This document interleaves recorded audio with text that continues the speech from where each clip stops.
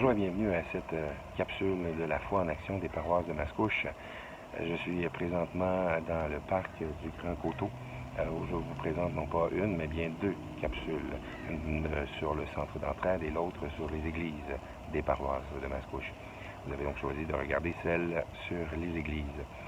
Tout au long de la pandémie, des 3 mois où on était confinés, on vous a tenu au courant des différentes informations que nous avions concernant nos églises, concernant notre ministère, concernant tout ce qui touche les paroisses, par nos capsules avec des petits extraits qui étaient donnés avant ou après certains sujets. Mais là, on a eu des nouvelles intéressantes, importantes à vous communiquer et l'équipe pastorale et moi-même avons choisi donc de vous donner ces informations-là aujourd'hui. En début de semaine, Dr Arruda et son collègue nous ont présenté un plan de déconfinement où il permettait à des groupes de 50 personnes et moins de pouvoir se rassembler à l'intérieur. Un journaliste a posé la question, est-ce que ça s'appliquait au lieu de culte? Il n'était pas très certain et il disait qu'il était pour avoir une annonce un peu plus tard. Effectivement, 2 jours plus tard, le mercredi, Dr Arruda a répondu à une question dans laquelle il a dit que oui, les lieux de culte pourraient. Bon, ça a été un peu annoncé en catimini, mais ça a été fait. Par la suite, l'Assemblée des évêques du Québec a, elle aussi, transmis un message, un communiqué, pour nous dire que donc les églises pouvaient réouvrir à compter du 22 juin, mais avec un maximum de 50 personnes dans l'église pour nos rassemblements. Donc, suite à ça, j'ai consulté l'équipe pastorale et au niveau du diocèse, on nous a aussi déjà informé de ne pas réouvrir naturellement trop vite et d'attendre les recommandations de la part de notre évêque. J'ai pu lui parler aujourd'hui, on est jeudi aujourd'hui, j'enregistre cette capsule la veille de cette diffusion. Et j'ai pu parler à notre évêque aujourd'hui qui justement me rappelait donc oui, d'y aller graduellement. Le communiqué des évêques nous spécifiait vraiment que ça pouvait se faire chacun à son rythme. Il y a aussi une décision qu'on a prise en région pastorale, c'est naturellement de fonctionner un peu tous de la même façon. Alors, là aussi, on doit se consulter un petit peu là-dessus. Ce qui fait que non, malheureusement, je suis désolé, mais nous n'ouvrirons pas lundi matin, le 22 juin. Nous n'aurons pas une messe en arrivant, en commençant le lundi matin. Pourquoi?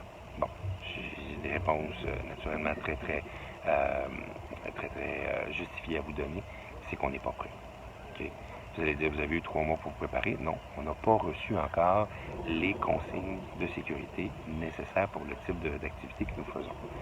Si je me fie un peu au centre d'entraide, dont je vous ai parlé dans une autre capsule, le centre intégré de santé et de sécurité, de santé et de services sociaux, a donné des mesures et ça a pris du temps avant qu'on les reçoive. Donc là, on attend ces mesures-là qui sont nécessaires. Quelles sont les choses qu'on pourra et qu'on ne pourra pas faire? Oui, on s'en attend. Distanciation, lavage des mains, désinfection avant et après, désinfection de tout ce qu'on utilisera pendant la messe, etc. Oui, il y a des choses qu'on sait, qui sont claires et qui sont très évidentes, qu'on va être capable de mettre en action.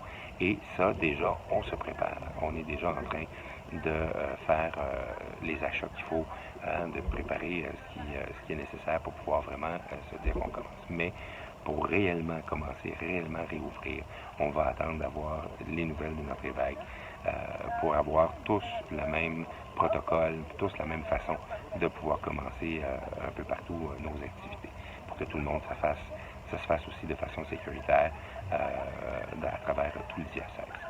C'est pour ça qu'on ne réouvrira pas tout de suite. De plus, il y a des activités qu'on ne pourra pas recommencer immédiatement. Je vous donne un exemple bien simple, la messe du dimanche. Pour le moment, je vous le rappelle, les rassemblements sont de 50 personnes et moins. Si on est chanceux à Mascouche, on en a du monde qui vient à la messe. Et on a plus que 50 personnes. Donc, comment faire pour respecter les normes, pour respecter ce qui est demandé et faire que tout le monde soit satisfait? C'est pour ça aussi qu'on ne pourra probablement pas recommencer la messe du dimanche matin tout de suite. On devra encore attendre parce qu'on n'aura pas réuni les conditions nécessaires pour pouvoir le faire comme il se doit. Les baptêmes.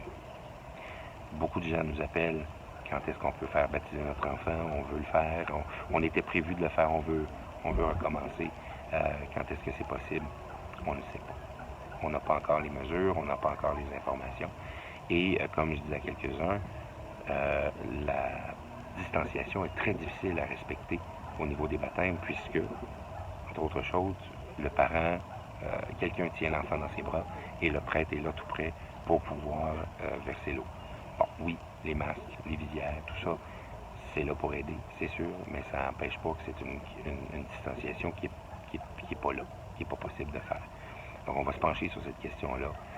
On va attendre d'avoir les consignes, on va attendre d'avoir les bonnes informations pour être sûr de faire ça comme il se doit et de ne pas créer de problème. Le gouvernement, le premier ministre Legault, le docteur Arruda nous le disent, hein, ils nous remercient, le premier ministre Trudeau aussi, tous d'avoir fait les efforts qu'il fallait pour contenir le plus possible la contamination. Bien, il faut continuer de le faire. Je nous rappelle à tous qu'on est encore en temps de pandémie. Oui, on nous permet de faire des choses, on nous donne des permissions pour faire ci, ça, ça. On revient un petit peu à la normale, mais on est encore en temps de pandémie. Le virus est encore là et on doit y faire attention. C'est toute une série de mesures qu'on devra respecter et donc on aura aussi besoin de monde, on aura aussi besoin de personnes, de bénévoles pour nous aider à faire tout ce qu'il faut pour bien repartir. Alors donc, soyez sans crainte, c'est sûr, on va vous aviser dès que possible, dès qu'on saura que la messe du dimanche, les baptêmes pourront reprendre. Pour les mariages, il y a aussi une question de distanciation. On ne pourrait pas être plus que 50 personnes. Si votre liste d'invités est de plus que 50 personnes, malheureusement, à date d'aujourd'hui, le 19 juin, on ne peut pas faire votre mariage encore. Okay? On nous annonce qu'en juillet, ça devrait changer, mais on n'a pas encore l'information spécifiquement. On vous demande encore votre patience. On vous demande encore de collaborer avec nous, de nous aider. C'est sûr qu'on fait de notre mieux, on fait ce qu'on peut. On a hâte de revoir tout le monde, on a hâte de refaire nos activités, mais pour le moment, ben, c'est ça. On a encore des choses à respecter.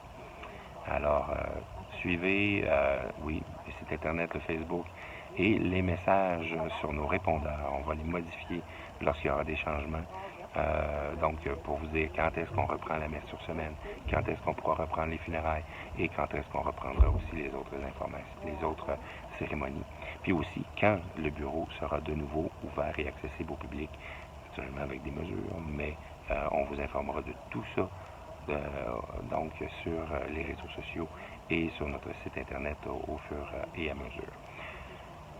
Pour ce qui est de nos capsules, je termine avec ça. On vous a entretenu avec nos capsules depuis le début du confinement. On apprécie beaucoup cet exercice.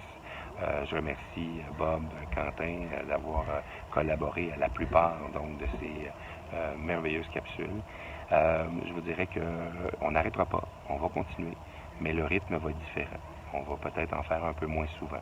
Un rythme de le faire à toutes les semaines, c'est quand même beaucoup de travail. Et là, avec les églises qui réouvrent éventuellement, avec le centre d'entraide qui va réouvrir, vous le voyez dans l'autre capsule que je vous propose cette semaine, c'est sûr que ça demande du temps. Ça demande du temps à préparer les capsules. Quoique, c'est un beau moyen de garder contact avec vous autres. Alors donc, oui, on veut continuer de le faire, on va continuer de le faire, mais le rythme va être un petit peu différent pour nous permettre de bien souffler, de bien se préparer aussi à tout ça. Alors voilà, donc, c'est l'essentiel de la capsule sur les églises. Si vous voulez voir la capsule pour le centre d'entraide, si vous ne l'avez pas encore visionné, cliquez juste là en haut, dans le coin, ou encore dans la description du vidéo, il y aura un lien pour le retrouver. Et puis voilà, donc on vous remercie de votre patience. On a très hâte de vous voir. On se reparle très bientôt dans une autre capsule ou sinon en direct à l'église. Bonne fin de journée. Au revoir.